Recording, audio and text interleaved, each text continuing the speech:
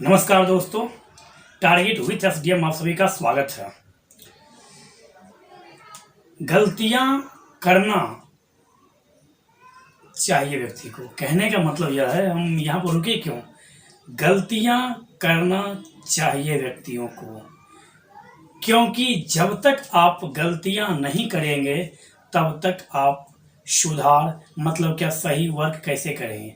जैसे एक एग्जाम्पल लीजिए, एक छोटा सा बच्चा है और वह कोई गलत चीज़ यूज कर रहा है, क्या उस चीज़ को वह खाने के लिए बैठ गया है और वह चीज़ खाने योग्य नहीं है और उसको वह खा रहा है। या कोई लड़का है, वह कोई और गलत काम कर रहा है, लेकिन यदि उसके ऊपर किसी गार्जियन का हाथ नहीं, जैसे यदि कोई माँ नहीं है किसी के पास, या पापा नहीं, या बड़े भाई यदि नहीं है, जब वह बच्चा वह गलत चीज़ खा रहा है और उसी समय जब उसके गार्जियन उसे आकर समझाते हैं और जब उसे यह बतलाते हैं कि जिस चीज़ को तुम छू रहे हो यह गलत चीज़ है, तो वहाँ पर उस बच्चा को यह अनुभव हो जाता है कि जो काम अब हम करने जा रहे हैं या कर रहे हैं यह गलत है। यदि उसी समय उसे कोई डांटने वाला नहीं रहता तो जो गलतियां वो आज किया है वही गलती वह जिंदगी भर करते रहेगा। तो कहने का यहाँ पर मतलब यह है कि गलतियां करना चाहिए व्यक्ति को, लेकिन प्रत्येक गलती से अपने आप में सुधार लाना चाहिए, सुधारात्मक कदम उठाना चाहिए। जैसे किसी एग्जाम में ही यदि आप अनसक्सेस हुए तो आपको यह पता करना पड़ेगा कि जो कौन सा ऐसा सब्जेक्ट है या किस विषय के कारण मेरा यह रिजल्ट छूटा है, तो आगे चलकर हम उस विषय पर ध्यान देंगे और उस विषय के साथ साथ हम सभी विषयों पर ध्यान देंगे। जिस तरह से अभी एग्जाम का दौर चल रहा है उस हिसाब से आपको हमेशा तैयार रहना होगा। आप यह मत देखिए कि कितनी वैकेंसी आ रही है, क्योंकि आपको 2, 4, 5, 10 हजार सीट से मतलब नहीं है। आपको मात्र कितना सीट चाहिए, तो एक सीट चाहिए आपको, और उस एक सीट के लिए आपको तैयार रहना पड़ेगा। और जब आप अच्छे से अपने तैयारी को बना कर रखेंगे तो 10 सीटें आए या एक ही सीट क्यों ना आए तो आप वहाँ पर क्वालिफाई करोगे। तो तैयारी करने के लिए जज्बा चाहिए, मतलब क्या, लगातार टू बी कंटिन्यू। आप 2 ही घंटा पढ़ो लेकिन लगातार पढ़ते रहो। आप यह नहीं कि किसी दिन 10 घंटा और किसी दिन 1 घंटा भी नहीं, 2-2 घंटा ही कंटिन्यू आप पढ़ाई करते रहो और एक सुचारू ढंग से पढ़ाई कीजिए, तब जाकर आपको लक्ष्य मिलेगी। और हमेशा नकारात्मक सोच वाले व्यक्तियों से दूर रहें और राजनीति से दूर रहें। दूसरी बात, कभी भी अत्यधिक जजमेंटल मत बनिए। जजमेंटल कहने का यहाँ पर यह मतलब है कि जो कभी कोई ऐसे छात्र होते हैं जो अत्यधिक एग्रेसिव हो जाते हैं किसी बात पर, मतलब क्या, वो अपने बात को मनवाने के लिए रिजिड हो जाते हैं। तो यह नहीं होना चाहिए आप में। जो शिक्षक आपको बता रहे हैं उस बात को पहले आपको सुनना चाहिए। हो सकता है यदि उनसे बताने के दरमियान कहीं मिस्टेक हो तो आप उनसे अनुशासन में रहकर आप बोल सकते हैं कि सर हमने यहाँ पर यह देखा था, क्या सर यह गलत है या सही। लेकिन रिजिड नहीं होना चाहिए कि हम जो बोल रहे हैं वही होगा, ऐसा रिजिड नहीं होना चाहिए। और जैसे ही आपका लक्ष्य बड़ा होगा तो आपको यह सब त्यागना होगा। दूसरी बात, कभी भी आप सरकार की पॉलिसी में जो भी है उस पर हमेशा न्यूज़ चैनलों को देखकर आप हस्तक्षेप नहीं कीजिए। कोई व्यक्ति ऐसा बोलते हैं कि मदरसा नहीं होना चाहिए, मस्जिद नहीं होना चाहिए, तो यह नहीं। संविधान जो लिखे हैं उन्होंने सभी बातों को ध्यान में रखकर, जब मस्जिद नहीं होना चाहिए तो संस्कृत तो मंदिर भी नहीं होना चाहिए, जब मदरसा नहीं होना चाहिए तो संस्कृत स्कूल भी नहीं होना चाहिए। कोई एक क्यों होगा, नहीं होना चाहिए मतलब दोनों में से कोई कुछ भी नहीं होना चाहिए। तो इसलिए कभी भी जजमेंटल मत बनिए और जो पढ़ाया जाए, जो बुक बता रहा है उस बात पर और तर्क संगत अपनी बातों को किसी के सामने प्रकट कीजिए, उनके सामने प्रस्तुत कीजिए। किसी हवाई बातों पर अपनी बातों को मत थोपिए। तो आज हम लोग चल रहे हैं फंडामेंटल में। फंडामेंटल मतलब क्या, मौलिक अधिकार के संबंध में आज हम लोग क्या है, संस्कृति और शिक्षा संबंधी अधिकार। अनुच्छेद 29 से 30 में संस्कृति और शिक्षा संबंधी अधिकार का चर्चा किया गया है, जो मौलिक अधिकार का एक अंग है, जिसके अंतर्गत अनुच्छेद 29 में बोला गया है अल्पसंख्यकों के हितों से संरक्षण या हितों में संरक्षण। जिसमें बोला गया है क्या, तो जिसके अंतर्गत यह बोला गया है कि भाषा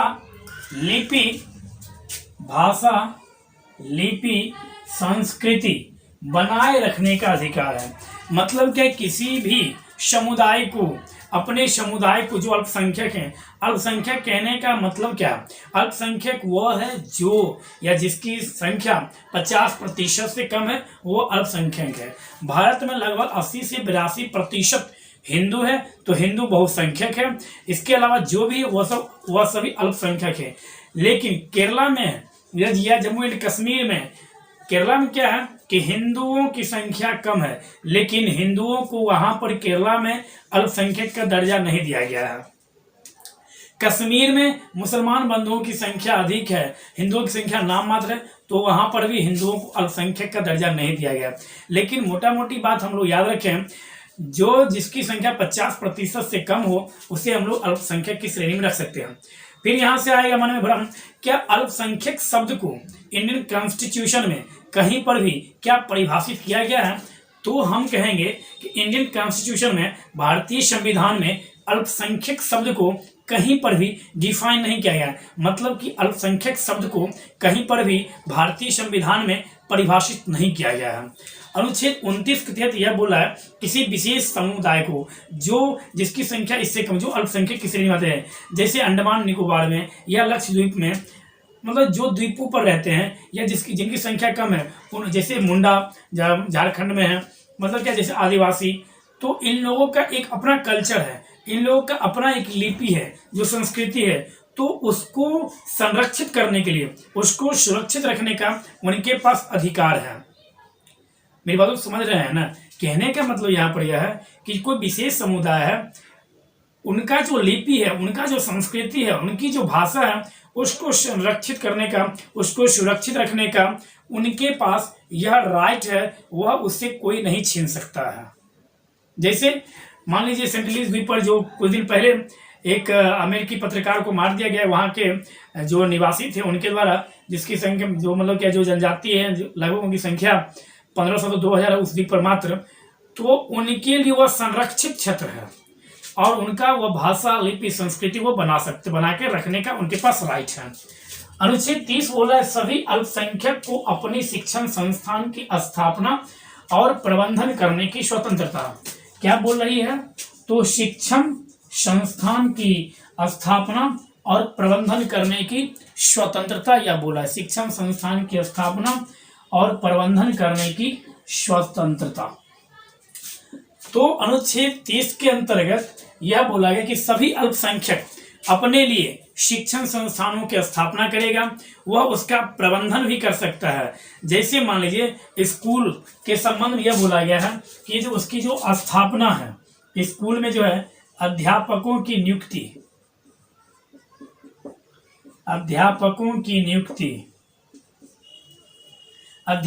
नियुक्ति, पाठ्यक्रम या पाठ्य पुस्तकों का निर्धारण, छात्रों का एडमिशन, इन सभी बातों का मतलब क्या हुआ?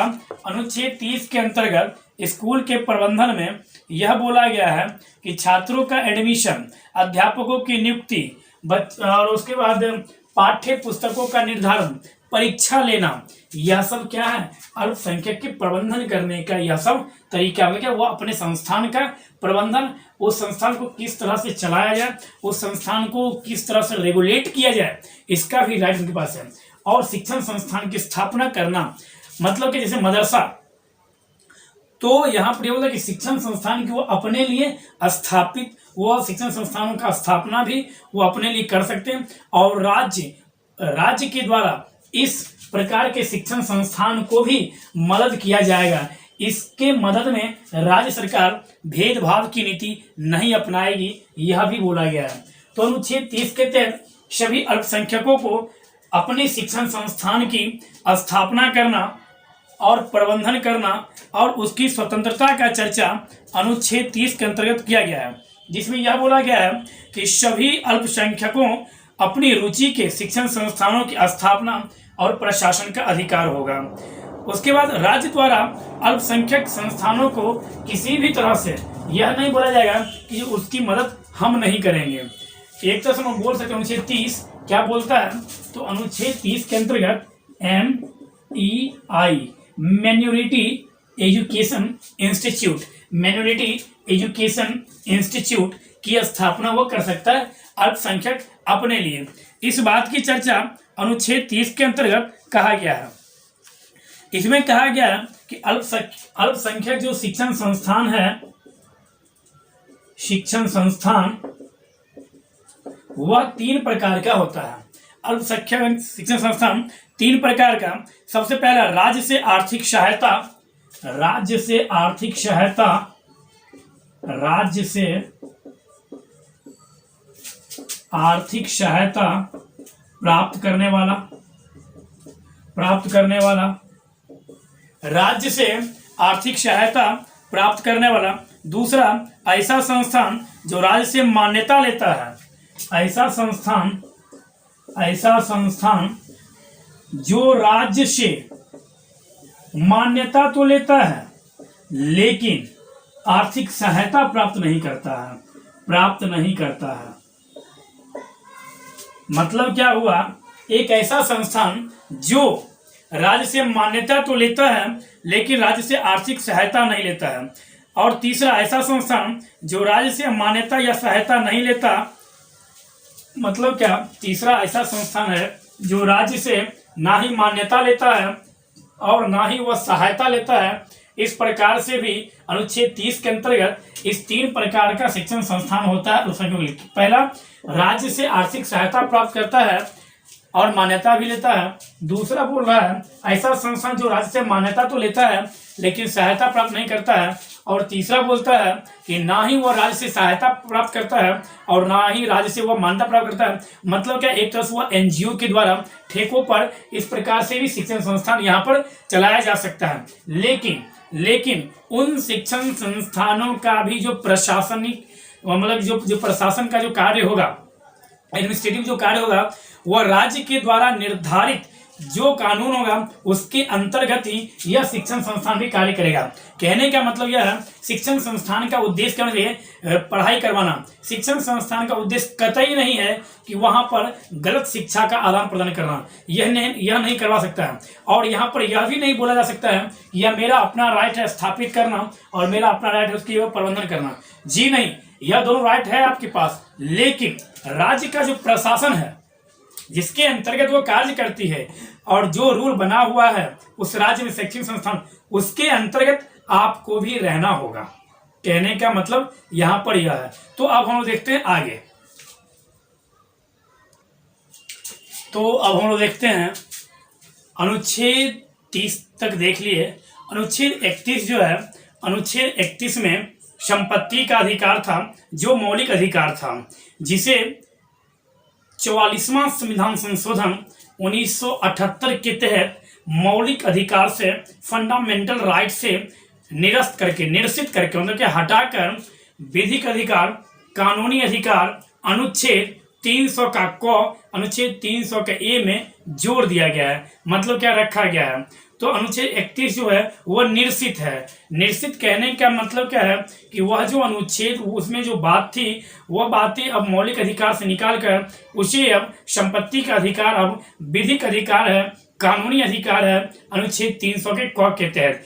किस संविधान संशोधन के तहत निकाला गया फंडामेंटल राइट से? 44 अमेंडमेंट 1978, 1944 संविधान 1944वां संविधान संशोधन 1978 में इस बात को निकाला। उस समय भारत के प्रधानमंत्री मोरारजी देसाई जनता पार्टी की गवर्नमेंट इंडिया में थी।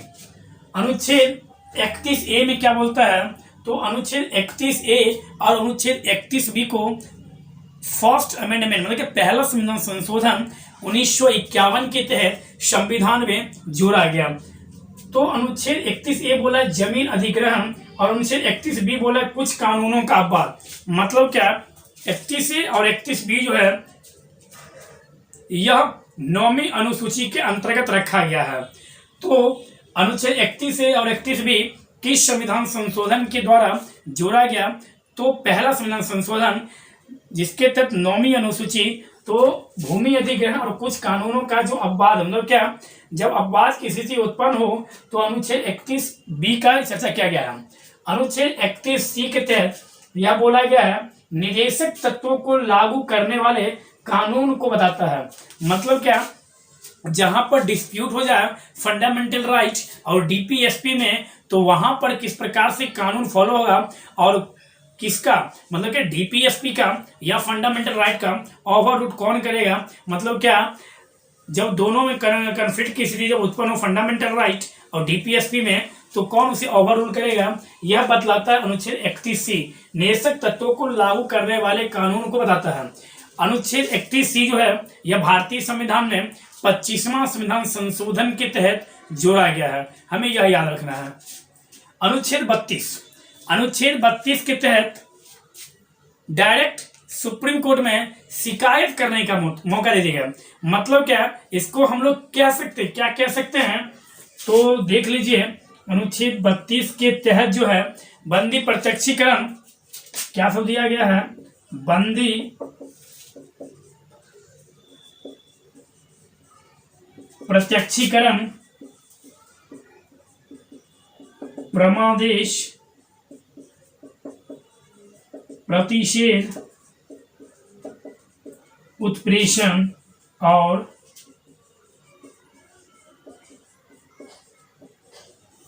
अधिकार परीक्षा। कहने का क्या मतलब है, इससे पहले जो पढ़े थे वो सब, ये सब क्या फंडामेंटल राइट, लेकिन इसका उपचार, इसको लागू कराने वाला भी तो कोई होना चाहिए। फंडामेंटल राइट जो दिया गया है, जब उसका कोई हनन करे तो उसे लागू कराने के लिए भी तो कोई होना चाहिए। तो मतलब क्या, एक तो बोल सकते हैं जैसे उपचार करना, तो अनुच्छेद 32 को जो है वह संवैधानिक उपचार बोला गया है। मतलब क्या, जो फंडामेंटल राइट का यदि कहीं पर गड़बड़ी हो रहा है, यदि कहीं उल्लंघन हो रहा है, तो आर्टिकल 32 के तहत डायरेक्ट हम सुप्रीम कोर्ट में शिकायत कर सकते हैं। और इस कारण से भारतीय संविधान के जो पिता, आधुनिक भारत के जो मनु माने जाते हैं, और प्रारूप समिति के जिन्हें अध्यक्ष बोला जाता है और जिन्हें फादर ऑफ इंडियन कॉन्स्टिट्यूशन, भारतीय संविधान के जिन्हें पिता माना जाता है, डॉक्टर भीमराव अंबेडकर जी के द्वारा अनुच्छेद 32 को भारतीय संविधान का आत्मा कहा गया।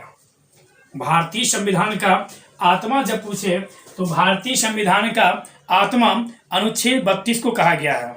और यहाँ पर यह बोला गया है, यह एक ऐसा अनुच्छेद है जिसके बिना संविधान ही क्या है, अर्थविहीन है। और यह संविधान की आत्मा और हृदय, अनुच्छेद 32 जो है यह संविधान की आत्मा और हृदय दोनों है। उच्चतम न्यायालय ने यह व्यवस्था दी है कि अनुच्छेद 32 में संविधान की मूल विशेषता है। किसमें, तो अनुच्छेद 32 में जो है वह संविधान में की मूल विशेषताएं अनुच्छेद 32 में छुपी हुई है। यहाँ पर यह बोल रहा है, अनुच्छेद 32 के तहत यह बोला गया कि सुप्रीम कोर्ट में डायरेक्ट आप शिकायत कर सकते हैं। मतलब कहने का यहाँ पर यह है कि जब भी आपका फंडामेंटल राइट का यदि हनन हो रहा है, तो इस स्थिति में आप डायरेक्ट अनुच्छेद 32 के तहत आप सुप्रीम कोर्ट जा सकते हैं। क्लियर। तो सुप्रीम कोर्ट जब आप जा सकते हैं, तो सुप्रीम कोर्ट के तहत या सुप्रीम कोर्ट के द्वारा यही 5 प्रकार का जो रीट है, जिसको हम लोग याचिका बोलते हैं, यह जारी किया जाता है। अनुच्छेद 32 के तहत आप सुप्रीम कोर्ट जा सकते हैं, और अनुच्छेद 226 के तहत 226 के तहत इन्हीं रीट को जारी करवाने के लिए आप हाई कोर्ट भी जा सकते हैं। मतलब जब फंडामेंटल राइट का आपका हनन हो, तो अनुच्छेद 32 के तहत आप सुप्रीम कोर्ट, और अनुच्छेद 226 के तहत आप हाई कोर्ट जा सकते हैं। यहाँ पर यह भी हमें याद रखना है। तो सुप्रीम कोर्ट के द्वारा जो 5 प्रकार का जो रीट जारी किया जाता है, उसमें पहला रीट है बंदी प्रत्यक्षीकरण। जो पहला जो रीट है यह है क्या, बंदी प्रत्यक्षीकरण। यह जो शब्द है यह लैटिन भाषा का शब्द है। बंदी प्रत्यक्षीकरण यह तब जारी किया जाता है, बंदी प्रत्यक्षीकरण, जब किसी व्यक्ति को अवैध रूप से गिरफ्तार कर लिया गया हो और उसे यह न बतलाया गया हो कि जो तुम्हारी जो गिरफ्तारी है वह किस कारण से किया जाता है, तो उसके तरफ से या वह व्यक्ति कोर्ट में जो याचिका दिएगा उसके तहत सुप्रीम कोर्ट, मतलब कि कोर्ट को यह बताना होगा वह आदेश जारी करेगी उस प्रशासन के खिलाफ, उस अधिकारी के खिलाफ, उस आयोग के खिलाफ जो उसे अरेस्ट करके लाया है, कि आप उसे जल्द से जल्द कोर्ट के सामने उपस्थित करें और यह देखा जाएगा कि जो उस व्यक्ति को जो अरेस्ट किया है वह उसके गिरफ्तारी में कहाँ तक सच्चाई है। यदि गलत ढंग से, मनमाने ढंग से उसे गिरफ्तार किया है तो उसे छोड़ दिया जाएगा। लेकिन यहाँ पर क्या है, बंदी प्रत्यक्ष, प्रत्यक्ष का मतलब क्या, डायरेक्ट रूप से, प्रत्यक्षीकरण मतलब क्या, आपके फेस टू फेस। इसका रियल मीनिंग होता है हिंदी में शाब्दिक अर्थ स्वशरीर उपस्थित होना। बंदी प्रत्यक्षीकरण मतलब क्या है, स्वशरीर प्रस्तुत होना या उपस्थित होना। बंदी प्रत्यक्षीकरण का मीनिंग यह होता है, जिसको हम लोग हेबियस कॉर्पस बोलते हैं। दूसरा है परमादेश। परमादेश का जो मतलब है वह होता है क्या, तो परमादेश का मतलब होता है परम जोर आदेश। परमादेश का मतलब क्या होता है, तो परम जोर आदेश। और इसको अंग्रेजी में क्या बोलते हैं, तो परमादेश को अंग्रेजी में हम लोग बोलते हैं मैंडामस। परमादेश को हम लोग अंग्रेजी में कहते हैं मैंडामस। और इसका अर्थ होता है हिंदी में हम आदेश देते हैं। हम क्या देते हैं, हम आदेश देते हैं। डायरेक्ट यहां से प्रश्न बनता है, डायरेक्ट आपसे यहां से पूछा जाता है कि बंदी प्रत्यक्षीकरण का वास्तविक अर्थ क्या है, यह बंदी प्रत्यक्षीकरण का अंग्रेजी अनुवाद क्या है। तो बंदी प्रत्यक्षीकरण अंग्रेजी में क्या कहते हैं, तो मैंडामस नहीं, हेबियस कॉर्पस। परमादेश को हम लोग कहते हैं मैंडामस अंग्रेजी में। और इसका हिंदी मतलब होता है हम आदेश देते हैं। यहां से भी डायरेक्ट प्रश्न पूछा जाता है कि मैंडामस का रियल अर्थ या हिंदी में अर्थ क्या होता है, तो मैंडामस का अर्थ होता है हम आदेश देते, परमादेश। यह एक नियंत्रण है जिसे न्यायालय द्वारा सार्वजनिक अधिकारियों को जारी किया जाता है ताकि उनसे उनके कार्यों और उसे नकारने के संबंध में पूछा जाता है। परमादेश जो है वह एक आदेश जारी किया जाता है जिसके तहत यह एक कंट्रोल है और न्यायालय सार्वजनिक अधिकारियों को जारी करता है और उनसे पूछता है कि आपने यह कार्य क्यों नकारा। और यह जो है इसे किसी भी सार्वजनिक इकाई, निगम, अधीनस्थ न्यायालय और सरकार के खिलाफ उद्देश्य के रूप में परमजोर आदेश, परमादेश जारी किया जाता है। तीसरा क्या है, तो तीसरा है प्रतिषेध। तीसरा क्या है, तो तीसरा है प्रतिषेध। तो प्रतिषेध के संबंध में आप लोग याद रखिएगा, इसे बोला जाता है, प्रतिषेध को यदि हम बोले तो प्रोहिबिशन। प्रतिषेध तो फंडामेंटल राइट के अंतर्गत ही प्रतिषेध का भी चर्चा किया गया है। और प्रतिषेध का रियल मीनिंग क्या होता है, तो प्रतिषेध का हिंदी मीनिंग होता है रोकना। प्रतिषेध का हिंदी मीनिंग क्या होता है, तो इसका मतलब यह होता है कि इसे रोका जा सकता है। प्रतिषेध का तो इसे किसी भी उच्च न्यायालय द्वारा अधीनस्थ न्यायालयों को, मतलब कि प्रतिषेध तब जारी किया जाता है किसी भी उच्च न्यायालय के द्वारा अपने से अधीनस्थ न्यायालयों को या सुप्रीम कोर्ट द्वारा अपने से अधीनस्थ न्यायालयों को यह बोला जाता है कि जो आप काम जो कर रहे हो यह आपके न्याय क्षेत्र से बाहर है। मतलब क्या, एक थोड़ा सा एग्जाम्पल, थोड़ा सा उदाहरण ले लीजिए लोकल भाषा में। जैसे मान लीजिए यह घटना, जैसे सुशांत सिंह का जो घटना घटा वह मानिए मुंबई में घटा वह घटना, और उसमें छानबीन करने के लिए बिना मुंबई पुलिस से परमिशन लिए हुए, और यह प्रोटोकॉल भी और यह रियल नियम भी है कि जिस क्षेत्र में घटना घटा है वास्तव में उस क्षेत्र की जो लोकल थाना है सबसे पहले उसी सूचना दी जाए। भले ही वहां पर कोई अदर स्टेट का पुलिस उपस्थित है वह तत्क्षण पहुंच जाएगा, लेकिन उसे उसके बाद जब वह रिपोर्ट जांच कर लेगा तो उसे वहां के नजदीकी थाना को वह रिपोर्ट सौंपना होगा। इसका मतलब यह नहीं कि सुशांत की मौत ही मुंबई में और उस मौत की घटना को जांच करने के लिए गोवा का थाना आएगा, लोकल थाना वहां का। मतलब क्या, जिसके अधिकार क्षेत्र में वही अपने अधिकार क्षेत्र का प्रयोग करे, किसी के अधिकार क्षेत्र में दूसरा कोई। जैसे कोई मानिए पटना हाई कोर्ट या मुंबई हाई कोर्ट के क्षेत्र में जो है मुंबई हाई कोर्ट वहां तक अपना कार्य करेगा। मुंबई हाई कोर्ट द्वारा जो यदि कोई नियम बनाया जाता है तो वह नियम पूरे भारतवर्ष में लागू नहीं होगा। कहने का मतलब कि जो लोकल जो अधीनस्थ न्यायालय है उसको यह बोला गया कि आप अपने न्याय क्षेत्र से बाहर कार्य नहीं कीजिए, उसे रोकना कहते हैं, उससे रोका गया। उसके बाद है क्या, उत्प्रेषण, सर्टियोरी भी कहीं कहीं इसको बुलाता है। उत्प्रेषण, उत्प्रेषण का मतलब यहाँ पर यह बोला गया है, अधीनस्थ न्यायालय को उच्चतम न्यायालय या उच्च न्यायालय के द्वारा यह आदेश दिया जाता है कि जो भी लंबित मामला है आपके पास, उसे आप अपने से वरिष्ठतम न्यायालय, अपने से उच्च न्यायालय को उस लंबित मामला को जल्द से जल्द भेजें। तो हम लोग क्या देखें, बंदी प्रत्यक्षीकरण, परमादेश, प्रतिषेध, उत्प्रेषण, और अब हम लोग देखेंगे अधिकार परीक्षा। तो उत्प्रेषण में इसका मतलब आप लोग समझ ही गए क्या, तो इसका उत्प्रेषण का मतलब यह है कि जो आपके पास जो लंबित मामला है, उस मामले को जल्द से जल्द निदान करने के लिए आप अपने से वरिष्ठतम न्यायालय को, उच्च न्यायालयों को आप वह लंबित मामला भेजें। और उत्प्रेषण का हिंदी मतलब होता है सूचना देना या प्रमाणित करना।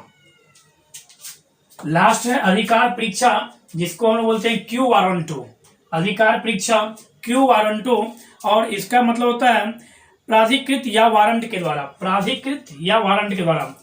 प्राधिकृत का मतलब क्या, आप क्या उस पद के लिए योग्य हो, आप क्या उस पद के लिए प्राधिकृत हो। मतलब मान लीजिए कोई ऑफिस है, और जिस ऑफिस में या जिस कोई सरकारी पद है, और उस पद पे आप गैर कानूनी ढंग से, मतलब क्या मनमाने ढंग से आप बैठ गए हैं उस पद पर, जबकि आप उस पद के योग्य नहीं हैं, और उस पद पे बैठ के आप उस पद का दुरुपयोग कर रहे हैं आप, तो इसके खिलाफ भी आपके खिलाफ कोई दूसरा व्यक्ति रीट दायर कर सकता है सुप्रीम कोर्ट में या हाई कोर्ट में, और वह कह सकता है कि हुजूर, यह जो व्यक्ति फलाने बोर्ड जो बैठा हुआ है, यह इसके योग्य नहीं है और यह गलत ढंग से इस पद पर काबिज है। तो आपके खिलाफ यहाँ से आदेश जारी किया जाएगा, और आपसे पूछा जा सकता है कि आप किस अधिकार से इस पद पर बने हुए हैं। और जब तक आप पे ये प्रमाणित नहीं हो जाता है कि आप गलत हैं या सही, तब तक आपको उस पद से हो सकता है सस्पेंड भी, निलंबित भी किया जा सकता है, तब तक के लिए, जब तक जांच पूरी तरह से सही ढंग से हो ना जाए। तो इस प्रकार से अनुच्छेद 32 के तहत 5 प्रकार का रीट जारी किया जा सकता है।